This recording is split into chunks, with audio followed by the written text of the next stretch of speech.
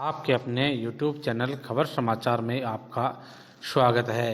पूर्व प्रधानमंत्री चौधरी चरण सिंह की 118वीं जयंती किसान दिवस के रूप में मनाई गई। किसान छात्रावास में आयोजित कार्यक्रम में किसान छात्रावास प्रबंधन समिति अध्यक्ष गणेशाराम जाखड़, पीथाराम गुलेरिया, हुणताराम गोदारा, हुणताराम सारण, वार्डन बनवारीलाल कुलहरी, सेवानिवृत्त सीआई छोटूराम खीचड़, पीथाराम जानी, भागीरथ बिजारनिया, मांगीलाल ढाका, जगदीश नाथ, सीताराम ढाका, परमाराम कुलहरी, झूमरमल ढाका, लक्ष्मण गोदारा, जोदाराम जानू, श्रवण मूंड, प्रवीण ढाका, भागीरथ जाट, ओम प्रकाश रेवाड़, प्रभुदयाल गोवर्धन, विनोद, विकास तेतरवाल, जयवीर ने पूर्व प्रधानमंत्री चौधरी चरण सिंह की तस्वीर पर पुष्पांजलि अर्पित कर उन्हें याद किया।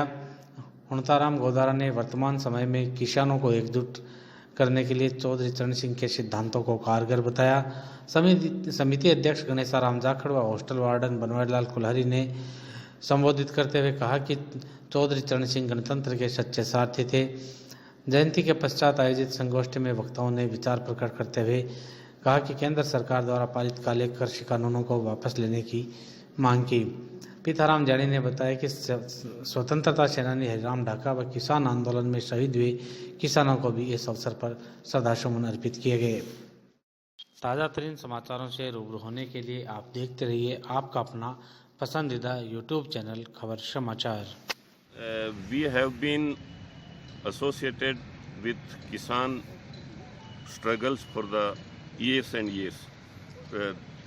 Chaudhry Charan Singh, he fought for the welfare of peasants, and by his fight he became the leader of the peasants, and he ruled Uttar Pradesh for many years.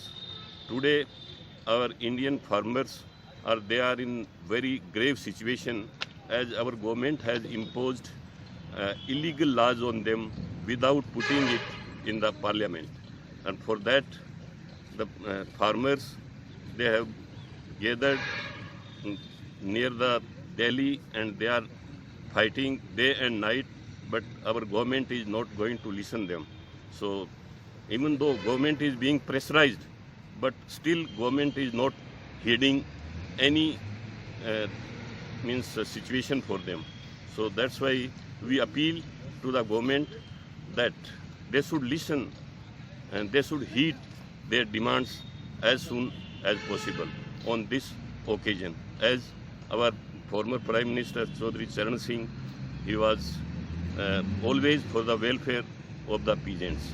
Thank you. Central government is not serious about the farmers' issues, because as the present government is giving their hands for the upper caste and upper traders, especially big sorts, big tycoons. So for their benefit, government has imposed these 3 illegal laws.